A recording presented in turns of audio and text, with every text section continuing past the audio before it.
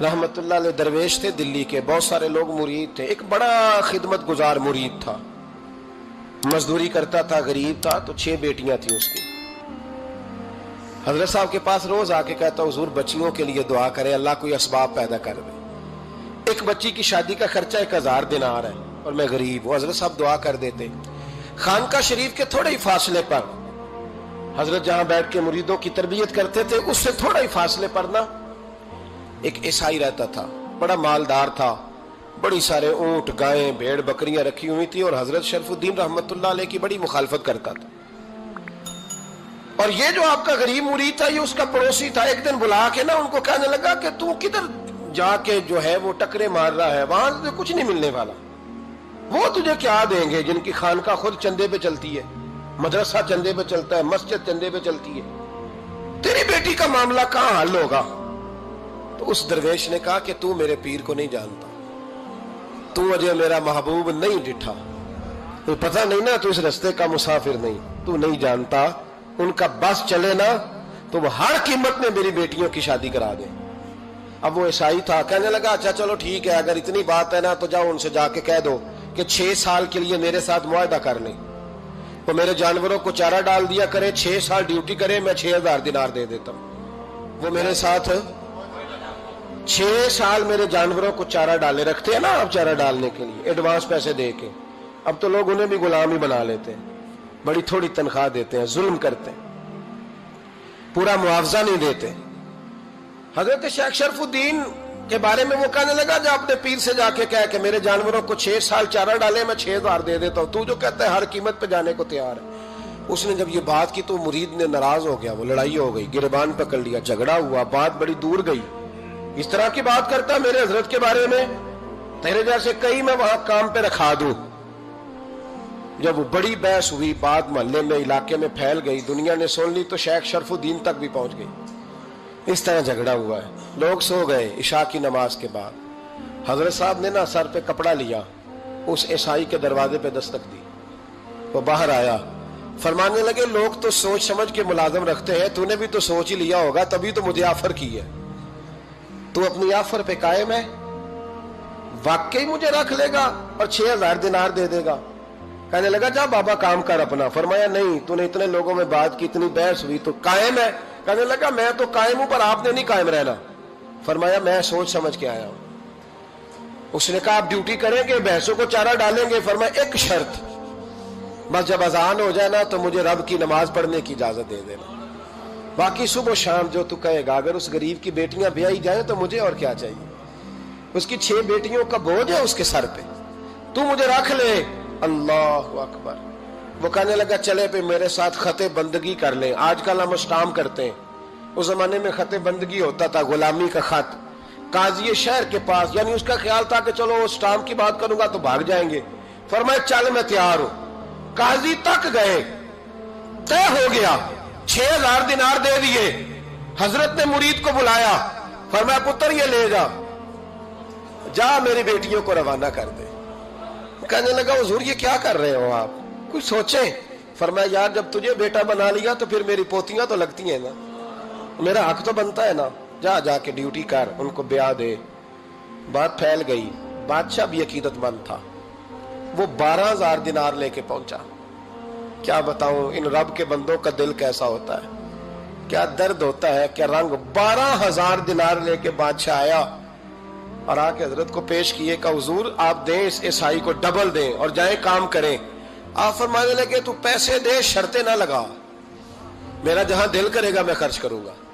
मुझे तो मजा ही अब आने लगा है, अभी तो लुत्फ आ रहा है, अभी तो जायका आया है कुछ करने का। पैसे देने हैं तो दे, पाबंदी ना लगा, जहां मेरा दिल करेगा मैं। उसने कहा हुजूर ठीक है रख ले। हजरत ने फजर मस्जिद में पढ़ी, जेब में 12000 दिनार थे, ऐलान फरमाया भी किसी और की बेटी भी बैठी है तो पैसे मेरे पास है। वो 12000 दिनार भी बांट दिया, और 12000 दिनार बांट के ना तो फिर चले गए खेत में चारा काटने। उस ईसाई को किसी ने बतलाया कि उनके पास तो 12000 आया है, पर तुझसे जान नहीं छुड़ाई उन्होंने। वादा ये हुआ था कि 6 देंगे तो जाएंगे, जब तक देंगे नहीं तेरे घर में काम करेंगे। वो ना चारा काट रहे थे, हजरत साहब तो वहां पहुंच गया, दूर जाके खड़ा हो गया, कहने लगा बाबा پہلے تو میں نے مسلمانوں کے اخلاق سنے تھے، اب تو میں نے دیکھ بھی لیے۔ پر یہ بتا جب 12,000 آیا تھا جان کیوں نہیں چھڑائی؟ تو حضرت چارہ کاٹتے کاٹتے رو پڑے، فرمانے لگے تو نہیں نہ جانتا یہ بیٹیاں سانجی ہوتی ہیں، پتہ نہیں نا؟ میرے رسول پاک نے تو حاتم تائی کی بیٹی کے سر پہ کپڑا رکھ کے کہا تھا بیٹیاں برابر ہوتی ہیں، تو یہ نہیں پتا جب اس کی 6 بیٹیوں کی شادی ہوئی ہے میرے اندر روحانیت کتنی بڑی ہے۔ فرمایا پھر 12,000 آیا ہے تو 2-4 بچیاں پھر گئی ہیں، تو یہ نہیں پتا میں اندر سے راضی کتنا ہوں، میں تیری نوکری کرتا رہوں گا، پتہ نہیں اللہ کتنی بیٹیوں کو بیاہ دے گا۔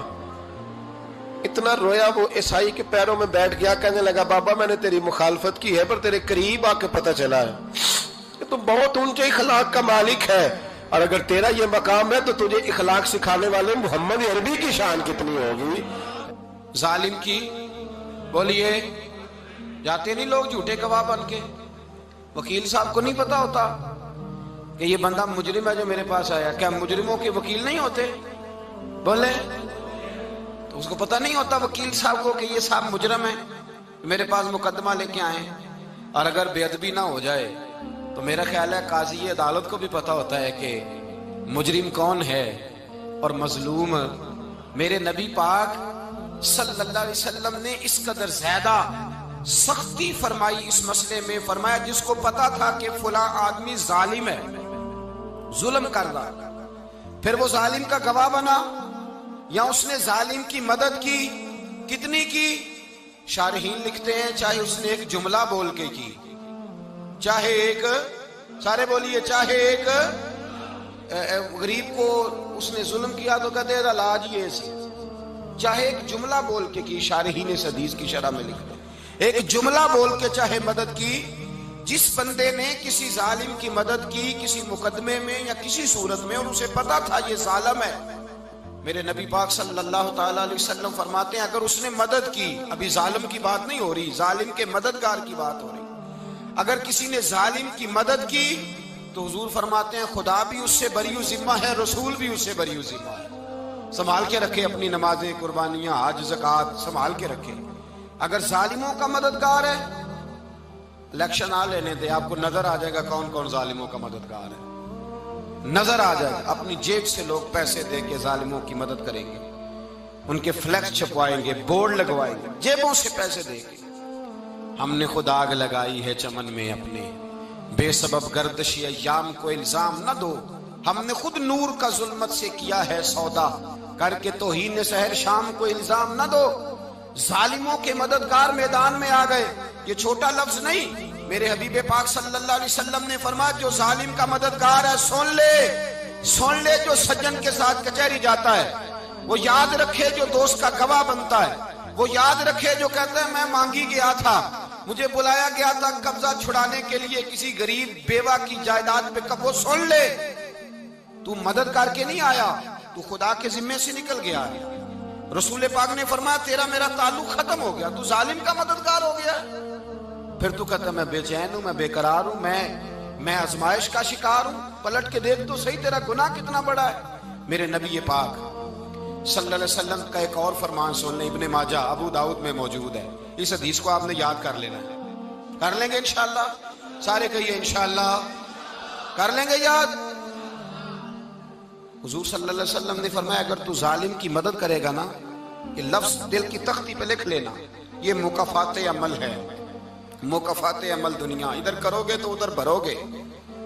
فرمایا اگر تو کسی ظالم کی مدد کرے گا، سن لے حضور کا فرمان ہے، اگر تو ابن ماجہ ابو داؤد سیاہ میں موجود ہے، فرمایا اگر تو کسی ظالم کی مدد کرے گا تو رب تعالیٰ مرنے سے پہلے تیرے اوپر بھی ظالم کو مسلط کر دے گا، تیرے اوپر بھی ایک دفعہ ظلم ضرور ہوگا اگر تو ظالم کی، وہ کسی صورت میں بھی ہو سکتا ہے، کسی صورت میں بھی تیرا بیٹا ہی اٹھ کے ظلم کر دے گا، تو الجھ جائے گا، کسی نہ کسی جگہ تیرے لیے تباہی کا سامان ہوگا، تیرے اوپر ظلم ہوگا، اس لیے کہ تو ظالموں کا مددگار ہے۔ چاہیے یہ تھا کہ تو مظلوم کی مدد کرتا، انسانی ایمانی یقین کا فریضہ سر انجام دیتا، تو ظالموں کا مددگار ہو گیا۔ ٹٹول کے دیکھ لیں، رزلٹ نکال کے دیکھ لیں، ہمارے زمانے میں ظالموں کے مددگار زیادہ ہیں، اتنی لمبی زبانیں نکال کے ظالموں کی مدد کرتے ہیں، بڑے بڑے کالم نویس اللہ نے انہیں قدرت دی لکھنے کی، تو اپنا قلم ظالموں کی مدد میں خرچ کرتے ہیں۔ وہ لوگ جن کو اللہ تبارک و تعالیٰ نے قدرت دی، ہمت دی، طاقت دی، کچھ لوگ ان کے حلقہ احباب میں، وہ اپنے لوگوں کو استعمال کر کے ظالموں کی مدد کرتے ہیں، ظالموں کی مدد کرتے ہیں۔ میرے نبی کریم سید عالم نور مجسم صلی اللہ علیہ وسلم نے فرمایا، اگر تو نے ظالم کی مدد کی تو جب تک تو توبہ نہیں کرے گا رب تجھ سے ناراض ہی رہے گا۔ اللہ تجھ سے، او بھائی جس سے رب بھی ناراض ہو گیا، نہ کھانا نہ پینا نہ سونا نہ جاگنا نہ نیند، پھر تیری ہر چیز تیرے لیے آزمائش ہو جائے گی، پھر تیرا سایہ بھی تیرے لیے خوف کا سامان بنے گا، پھر زندگی جیتی جاگتی لاش بن جائے گی، تو اپنے کندھوں پر اپنی میت اٹھائے پھرے گا جب تو ظالم کا مددگار ہوگا۔ اور نبی پاک صلی اللہ علیہ وسلم نے فرمایا ظالموں کا مددگار بھی ظالم ہوتا ہے، ظالموں کا مددگار بھی، سارے بولے ظالموں کا مددگار بھی نہیں، کو نہیں، آپ سارے نہیں بولے، ایک دفعہ بولے ظالموں کا مددگار بھی، پکی بات ہے، ظالموں کا مددگار بھی۔ اللہ اکبر، جس کا یارانہ ہو، جس کا دوستانہ ہو، جو کہے میں نے نا اس کو اوکھے ویلے کے لیے ظالم کو یاد رکھا ہوا ہے۔ کبھی مشکل میں رکھے نہیں ہوئے لوگوں نے ظالم دوست، کہتے میں نے رکھے ہوئے ہیں، بلکہ ہمارے دیہات میں تو کہتے ہیں میں نے بازو بنائے ہوئے ہیں۔ کس کو بازو بنا لیا؟ ظالم بھی کبھی بازو ہوتا ہے، جو ظلم کی تلوار لیے میدان میں کھڑا ہے۔ قارون، حامان، فرعون، نمرود کا حال نہیں لوگوں نے دیکھا؟ اپنے زمانے میں آپ نے کتنے لوگ نہیں دیکھے جن کے سائے سے، آواز سے لوگ کانپتے تھے؟ پھر پولیس کی گاڑیوں میں وہ اس طرح مردہ پڑے کہ دنیا نے تماشا دیکھا ان کا۔ یہ رنگ ہم نے دیکھے نہیں اپنے آنکھوں سے۔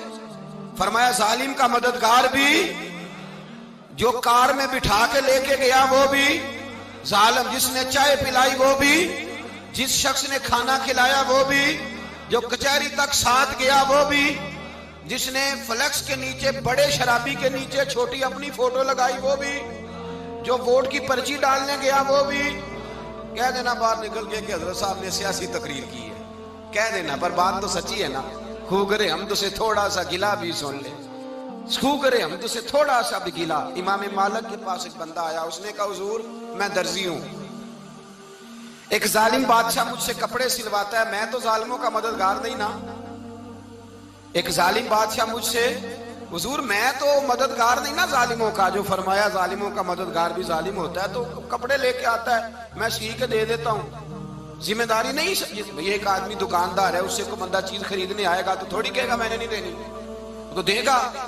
کوئی بندہ اگر کسی شخص سے کوئی کام کہتا ہے جو اس کی فیلڈ ہے، اس کا شعبہ ہے، اس کا معاش کا وہ سلسلہ ہے، کہتے ہیں یا رسول اللہ صلی اللہ علیہ وسلم ظالموں کا مددگار بھی ظالم، حضور نے فرما دیا۔ تو امام مالک سے بندے نے مسئلہ پوچھا، دل کی تختی پہ لکھنے والی باتیں ہیں، کہا حضور میں درزی ہوں، ظالم کپڑے سلواتے ہیں، میں تو مددگار نہیں نا۔ امام صاحب کہنے لگے نہیں، مددگار تو وہ ہوگا جو تجھے سوئی دھاگا فراہم کرے گا، تو تو پورے کپڑے سی کے دیتا ہے، تو تو خود بہت بڑا ظالم ہے، تو پورے سوٹ سی کے دیتا ہے، تو تو بہت بڑا ظالم خود ہے۔ مددگار تو وہ ہوگا جو تجھے دھاگا دے گا، جو تجھے بٹن دے گا، جو تجھے نلکی دے گا۔ جو ظالم سے اتنی نفرت ظلم کر کے بندہ ہے، یہاں تو ہمارے زمانے میں ہیرو بن جاتے ہیں لوگ، ظالم ہیرو ہے، لوگ اس سے ڈرتے پھرتے ہیں، گھومتے پھرتے ہیں، اور بہت سارے کم مزاج لوگ اس کے پیچھے ہاتھ باندھ کے پھرتے ہیں۔ ظالموں کی مدد کرنا، ظالموں کے ساتھ رہنا، یہ ظلم ہے، ظلم، یہ زیادتی ہے۔ میرے نبی پاک صلی اللہ تعالی علیہ وآلہ وسلم نے ارشاد فرمایا، یاد رکھو رب فرماتا ہے میں مظلوم کی مدد ضرور کروں گا، چاہے جلدی کروں چاہے دیر سے کروں، میں مظلوم کی مدد۔ اور حضور صلی اللہ علیہ وسلم نے فرمایا ہے، حضرت معاذ بن جبل کہتے ہیں حضور نے مجھے یمن کا گورنر بنایا، جب میں جانے لگا نا تو حضور نے بڑی نصیحتیں کی، بخاری میں موجود ہے، فرماتے ہیں جب میں پلٹنے لگا تو میرے رسول نے فرمایا معاذ ایک منٹ ٹھہر جا، ایک بات میری یاد رکھنا، اس کو نہ بھولنا۔ کہا حضور کیا؟ فرمایا دیکھنا کسی پہ ظلم نہ کر بیٹھنا، کہیں تجھ سے زیادتی نہ ہو جائے۔ محبوبہ پھر حضور نے فرمایا سن میرے معاذ، میں تجھے گورنر بنا رہا ہوں، زیادتی نہ کر بیٹھنا۔ یا رسول اللہ صلی اللہ علیہ وسلم کیا ہوتا ہے؟ تو میرے کریم نے فرمایا جب مظلوم دعا کے لیے ہاتھ اٹھاتا ہے تو عرش کا مالک کہتا ہے فرشتوں پیچھے ہٹ جاؤ، عرش کا مالک کہتا ہے فرشتوں پیچھے ہٹ جاؤ۔